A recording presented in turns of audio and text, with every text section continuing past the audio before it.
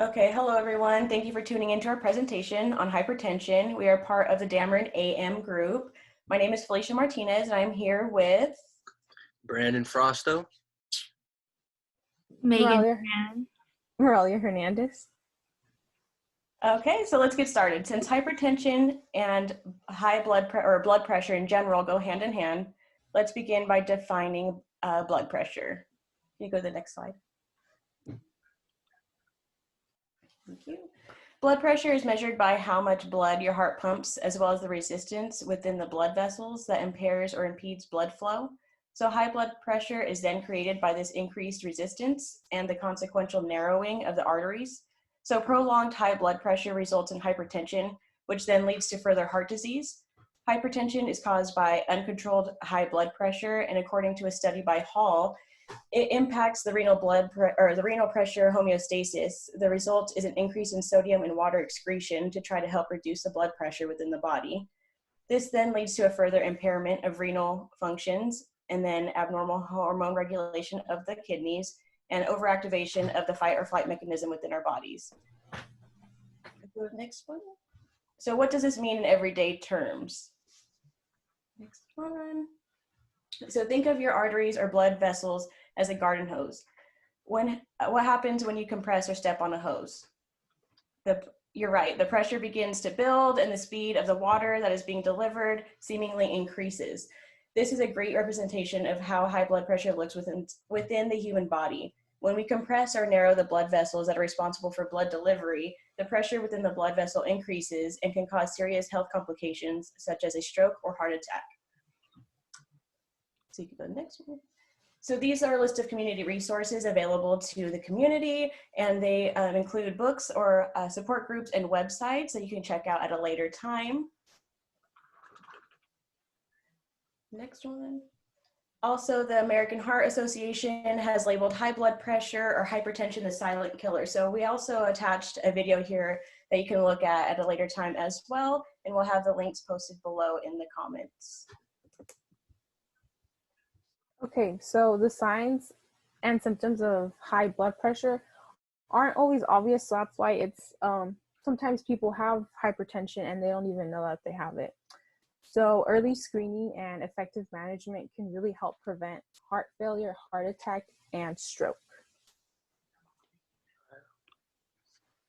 So symptoms of extreme hypertension would be severe headache, fatigue or confusion, vision problems, chest pain, difficulty breathing, irregular heartbeat, blood in the urine, or pounding in your chest, neck, or ears.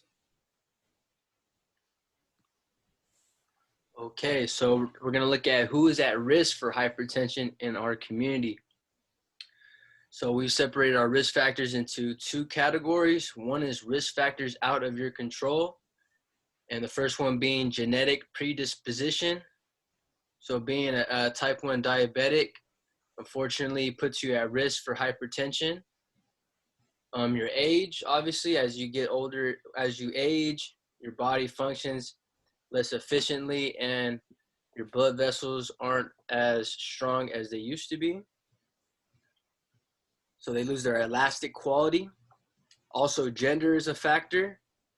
Men are more likely to get high blood pressure than women are. At 65 and older, women are more likely to get high blood pressure, so it changes. And also race. We've discovered through studies that African Americans have the highest prevalence at 46% of cases being African Americans for hypertension. Here we have a picture of an elderly man getting the blood pressure reading.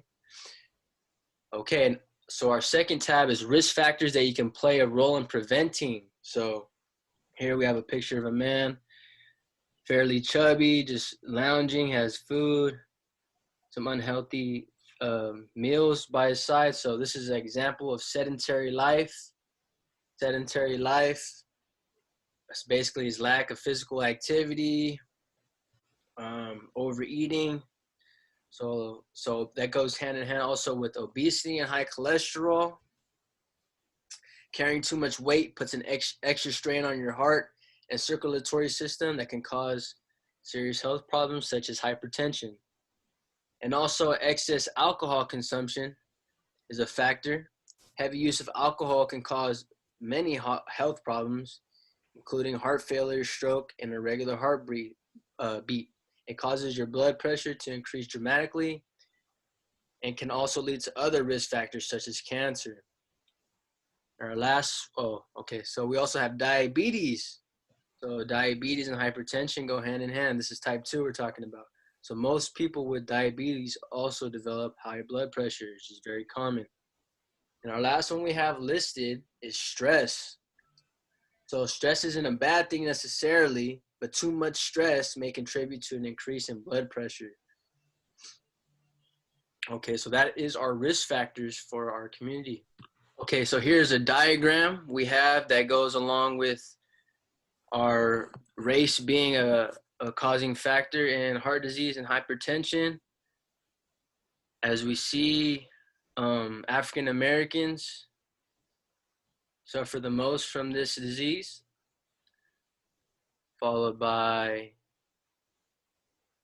Caucasians, and we have Hispanics with the lowest prevalence.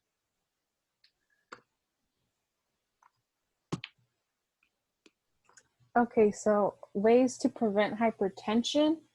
One way is eat a healthy diet. So eating a variety of foods that contain potassium, fiber, protein, foods that are lower in salt, and saturated fat, because saturated fat isn't good for the body either.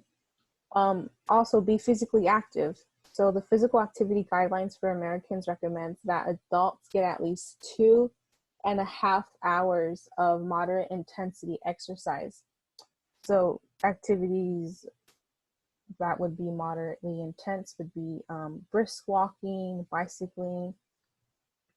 And you don't have to do these 2 hours, in a whole day. You could break it down and, like half an hour every day, 5 times a week. That would work out. Try not to smoke. Smoking raises your blood pressure. Limit how much alcohol you drink. And get a good amount of sleep, because sleeping does help prevent hypertension as well.